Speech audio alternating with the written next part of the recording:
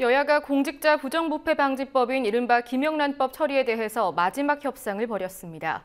큰 쟁점 중 하나였던 언론인과 사립학교 교원은 적용 대상에 포함됩니다.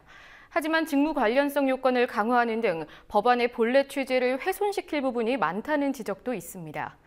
또 다른 이슈인 박상욱 대법관 후보자 청문회 개최 여부를 놓고는 정의와 국회의장과 문재인 새정치민주연합 대표가 충돌했습니다.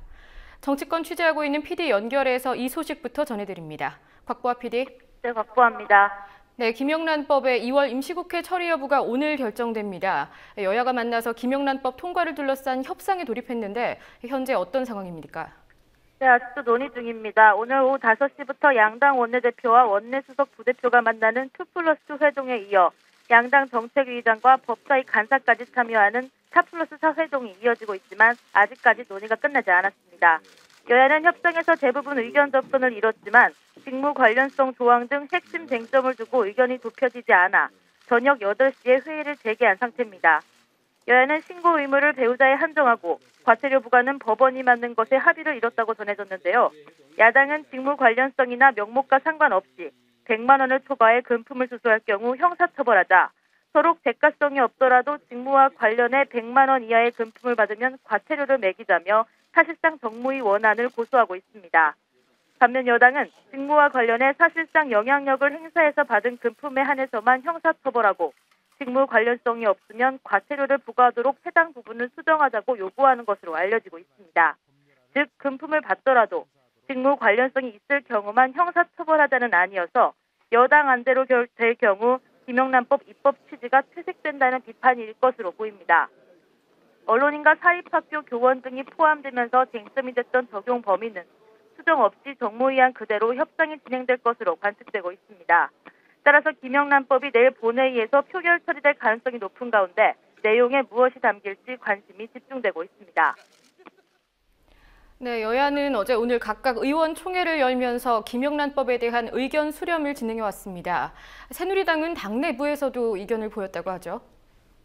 네, 새누리당 투톱의 의견이 갈렸습니다. 김무성 대표와 유승민 원내대표 모두 김영란법 처리에는 찬성하지만 김 대표는 비공직자 등 적용 범위에 대해 신중해야 한다는 입장인 반면 유 원내대표는 조속한 처리를 강조했습니다. 오늘 오전 최고위원회의에서의 두 의원의 발언 들어보시겠습니다.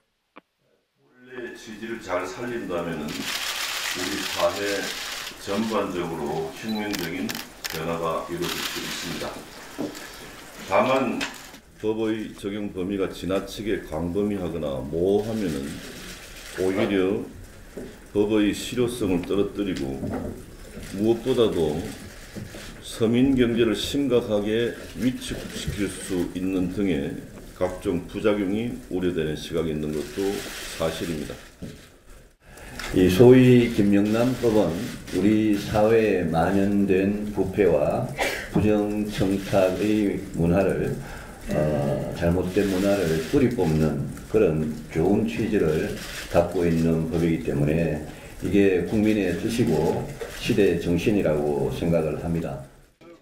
새누리당은 어제 저녁 늦게까지 정책의총을 열고 가족의 범위, 가족 신고 의무제 등 공통적으로 문제가 제기된 부분은 고쳐야 한다는 데는 의견을 모았지만 비공직자 적용 범위 등의 문제에 대해서는 당론을 정하지 못하고 협상 정권을 원내대표에게 위임하기로 한 바 있습니다. 일찌감치 정무위안을 당론으로 전한 새정치민주연합도 오늘 오후 의총을 열어 김영란법 처리 방침에 대해 의견을 수렴했는데요. 위헌 조항 등에 대해서 일부 우려의 목소리가 나오긴 했지만 3일 본회의에서 처리해야 한다는 데는 이견이 없었다고 박완주 원내대변인이 전했습니다. 박상욱 대법관 청문회 개최 여부도 2월 임시국회의 큰 쟁점입니다. 이 문제를 두고 야당 지도부와 국회의장이 만났는데 어떤 얘기가 오갔습니까? 네, 오늘 오전 문재인 새정치민주연합 대표의 취임 인사차 진행된 양측 간 면담은 화기애애한 분위기 속에서 시작됐지만 대화 주제가 박상욱 대법관 후보자 청문회에 이르자 이내 신경전으로 바뀌었습니다. 정 의장은 야당 측에 박 후보자 청문회를 열 것을 촉구했고 야당 측은 박 후보자가 1987년 박종철군 고문치사 사건의 담당 검사였다는 점에서 부적격하다는 점을 들어 맞섰습니다. 현장 직접 보시겠습니다. 청문회를 하지 않는 걸로 이렇게 결정이 난 걸로 보도가 됐는데 저는 그게 사실이 아니길 바라고요. 우리가 국회의원이라면 이 청문 제도에 분명히 그 제도를 들어봤으니까 청문을 해야 된다고 보는 거죠. 그 청문을 통해서 충분히 국민들에게 그 내용을 알려주고 그 결과는 본회의장에서 각계 의원들이 양심에 따라서 투표를 하는. 그런데 현실을 보면 그렇게 해서 청문회가 이루어지면 그 청문회 결과 거기서 드러난 가장 이제 부주격 사유 이런 것들에 대한 국민들의 평가 이런 것들이 존중돼야 되는데 지금 현실은 보면 뭐 청문회 과정에서 온갖 부주격 사유가 쏟아지고 그다음에 국민들도 거의 다수가 반대하고 해도 결국은 밀어붙이기로 이렇게 임명이 이루어지니까 그러니까 참 이 청문 제도라는 게 이게 뭐 어떤 의미가 있는 건가라는 회의도 좀 들게 되는 거죠. 박종철 사건이 갖고 있는 역사적 의미가 굉장합니다. 사실은 뭐 많이 관여했느냐 적게 관여했느냐가 아니고 그 박종철 사건이 갖고 있는 역사적 그 상징적 너무나 크기 때문에 거기에 적어도 책임을 다하지 못한 자는 우리 대법관까지.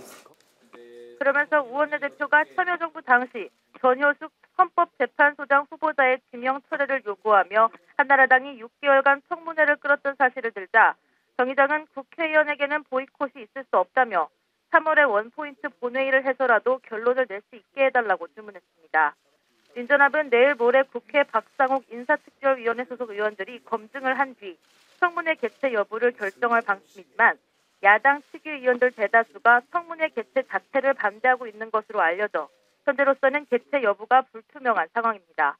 지금까지 국민TV 뉴스 박보아입니다.